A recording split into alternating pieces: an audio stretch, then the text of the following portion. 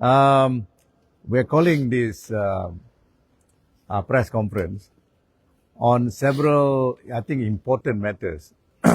Some of you may have followed the development last week, but what developed last week, some of them will take place this week.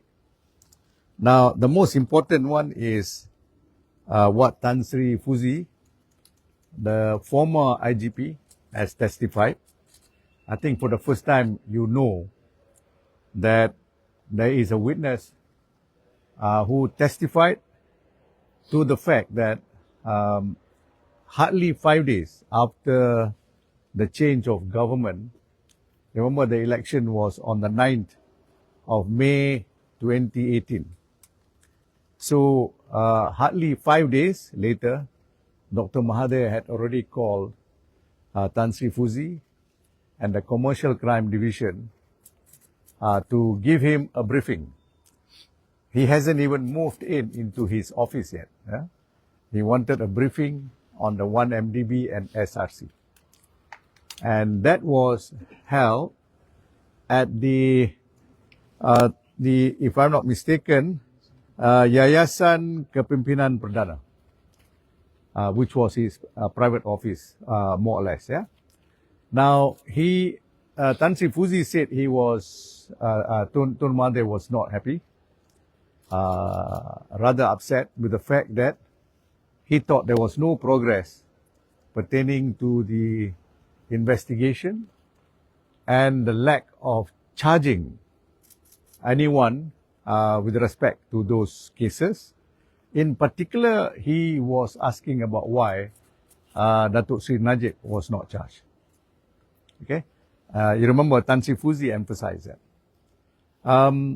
Then what transpired was, you know, the evidence from the senior officer who was, what's his name? Mr. Rajagopal, who was the senior investigator in the commercial crime. And he testified that he took over the briefing. And he informed Dr. Mahathir that it is not as easy as that, because with respect to 1MDB, the investigation would have to go international, global, because documents are all over the place.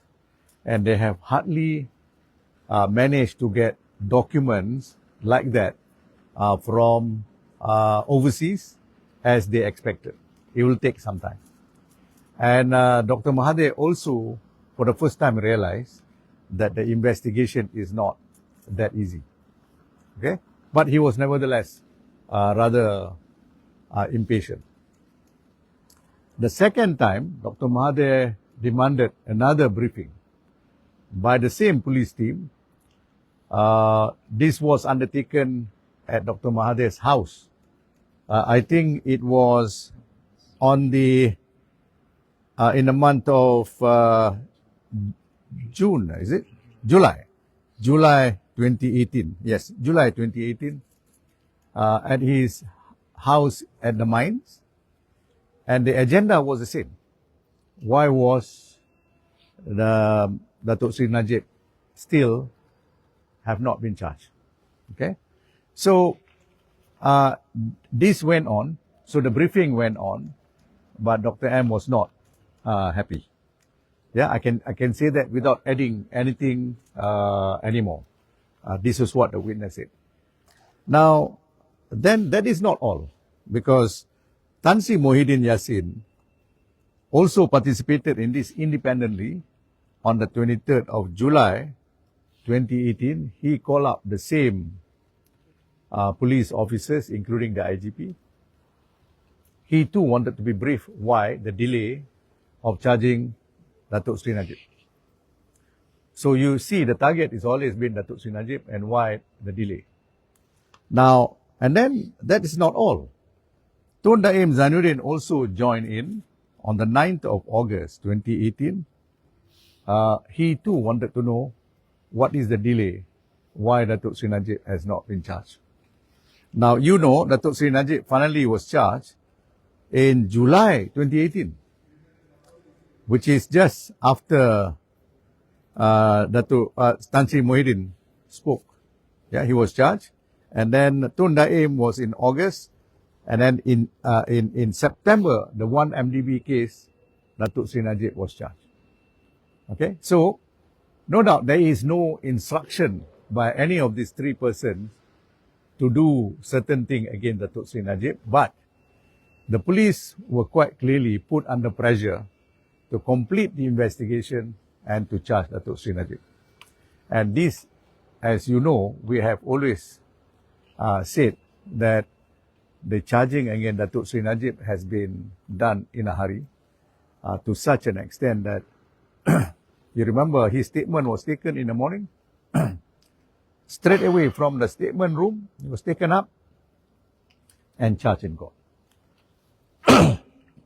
That is unusual because, as you know, when an accused person gives a statement, you're supposed to follow up with an investigation to see whether what he claims to be his defense is true.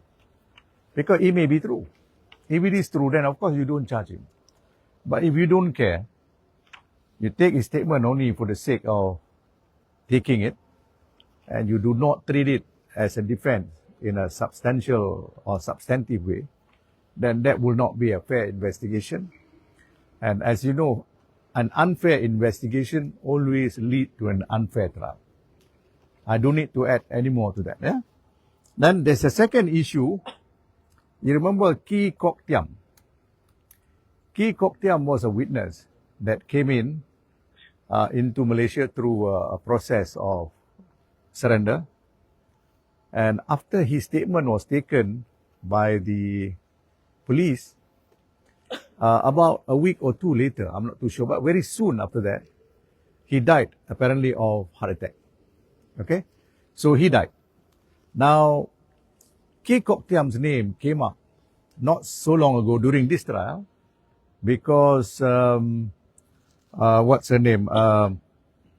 Jasmine Lu said sometime in early 2015, she was in London in the Mayfair Hotel where she suddenly moved into the business center. She saw Jolo. She saw Dr. Sham, sometimes called Dr. Sam, Dr. Samshul. And then she also saw Dennis C. But what she saw was, she said, she saw Ki Kok Tiam in the computer was making a letter up pertaining to the donation. Of course, we have got other evidence to show that clearly that cannot be the case because these letters have already gone to the bank much earlier. But Ki Kok Tiam is important because we have just managed to put in Ki Kok Tiam's statement, and there's nothing in Ki Kok Tiam's statement that the police have asked him pertaining to that very important episode. So you can draw the necessary inference why the police or the MACC have not asked Ki Kok Tiam sebelum dia meninggal.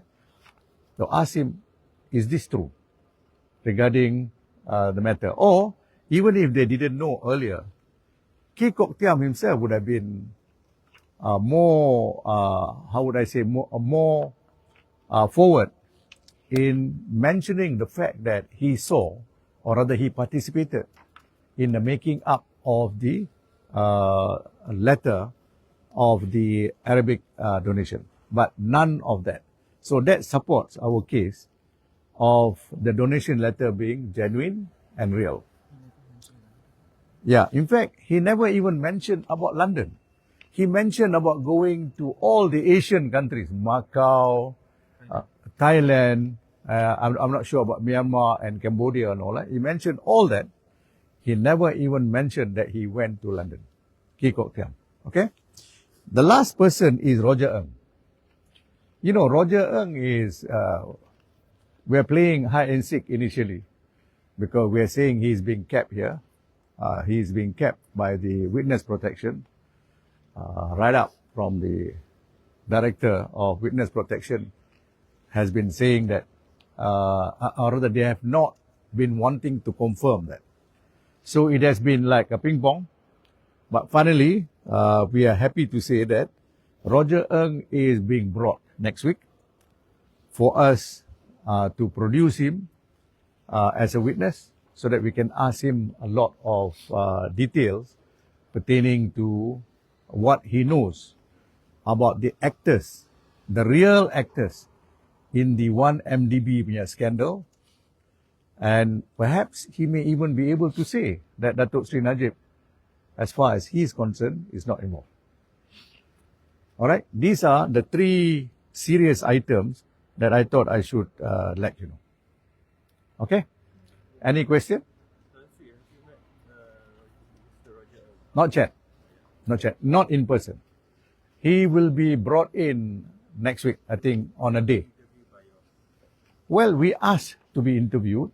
You know, the law about interviewing a witness has been misinterpreted everywhere. If I subpoena you, you can volunteer to allow me to interview you. And why is interview important? Interview is important, one, for the person who calls him. In this case, Datuk Sri Najib. Datuk Sri Najib will have an early idea of what the witness may be saying. What is his value? But people have forgotten, it is also important to the witness. Because can you imagine, you as a witness, you just suddenly plonk yourself on top of the witness box, or rather in the witness box, not knowing what is coming, and you are asked question and you are supposed to answer. So if you know, because of the interview, you are better prepared. I am better prepared, he is better prepared. So the law has always been that they leave it to the witness to allow himself to be interviewed. People should not discourage a witness by threatening the witness or by telling the witness, you're not obliged to be interviewed. That is wrong, because assisting lawyers, assisting DPPs always promotes the truth-finding process in the court better. Okay? All right. Anything else? Any other question? That's it. Yes. The matter of the addendum. Earlier, I think a few months ago, you mentioned that Datuk Sri Najib might make it back home to serve his rest of his sentence within a month. Yes. That was, I think, about 3 months ago. 3 months ago. Do Yeah. you have any updates so far on that? What's the progress of that, sir? Okay. Although I don't want to comment on this initially, but since you raised this topic, what I will say is this. One, of course, we are disappointed that the addendum has not been enforced. I think all of you now know the addendum exists. The question is, why not enforce it? So when I said within a month, I was expecting everybody to be reasonable. There is an addendum from nothing less than the Yang di-Pertuan Agong. So enforcement should be done. That's why I was confident and I said 1 month. Okay? Next hearing is going to be next week, right? Hearing of? Is it? 28, the decision in the guy. 28, the decision, yeah.